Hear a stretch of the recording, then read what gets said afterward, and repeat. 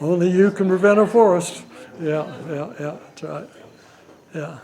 I'll tell you one more story then. I don't know. Are you all ready to go? Are you ready to go? I'll tell you one more story. This took place over in the eastern Flint Hills, in Greenwood County somewhere. And I cannot vouch for it because it was told to me. And I'm a folklorist, not a historian, so if the story's good, I'm going to take it and check up on the facts later on. But they ship up a load of cattle in the spring. The cattle always seem to arrive in the spring, not in the daylight, but at night. But they'd turn on the electric lights and unload the cattle and leave them there in the stockyards till next morning. They'd go back and they'd count them out. And if they hadn't counted them off the cars and drive them to the pasture. Well, they're done. I think it might have been at Virgil. They've got the last car unloaded, and they're about to leave, and they hear a noise in that stock car. And somebody goes and looks. There's a horse tied up in front of that car.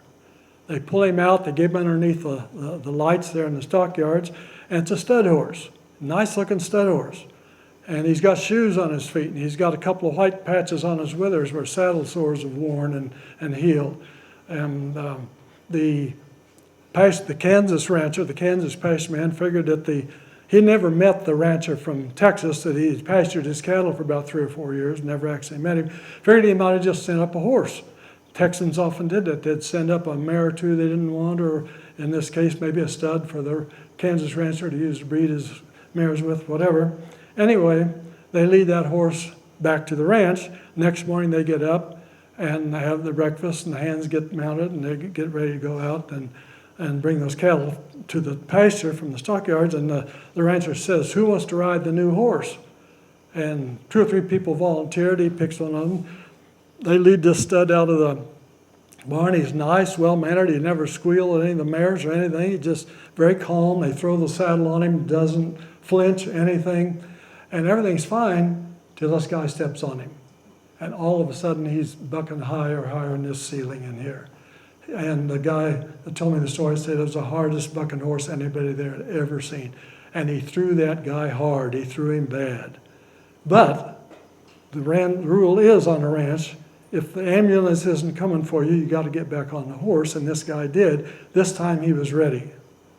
He held on with everything he had, and he had the ride of his life. That horse was just awful. They get to the stockyards, they get the cattle turned out, they come back, and the guy on the new horse gets off to open the gate to let him into corral, and drives through, shuts the gate, gets on, and that horse bucks again. Bucks hard. He is just mad as anything. They're going to be riding some pastures that afternoon. He rode that horse so hard, that horse's nose was dragging the ground when they came in. He is covered with foamy sweat. I mean, he had just ridden him to a fare-you-well. Gets off to open the gate, shuts it, gets back on, and the horse tries to buck again. He can't buck as hard because he's worn out, but he gives it a try. And the man who told me this story said that after that, if it was your turn to ride that horse, you never had to open and shut a gate. Once you got him ridden in the morning, you didn't have to get off till you got back in the evening. Never had to open and shut a gate. And he said, often you go back to the ranch for your dinner, and somebody would bring you a plate out you'd eat on sitting on the horse. And he said, in the morning, this was back before they had lightning fast buckles on their stirrups. If it was your turn to ride the horse, you'd be up there shortening your stirrups a couple of holes, so that when nature called, you could stand up in that saddle and rear around with the wind behind you and relieve yourself without having to get off and back on that horse. I think that's a pretty good story, but there's more to it, and the best is yet to come.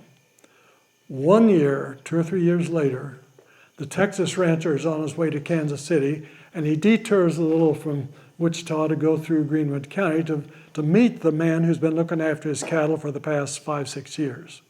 Never met him before, but he goes by to see him, and the Kansas rancher is happy to meet the Texas rancher. They go in and eat dinner, and then they go back out, and the Kansan says, "I reckon you want to see your cattle." Says, "Hop in the pickup here, and we'll drive out and take a look at them."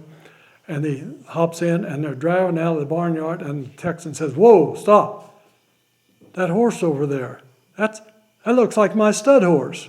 Says, my cowboys told me he died, got hit by lightning 3 years ago.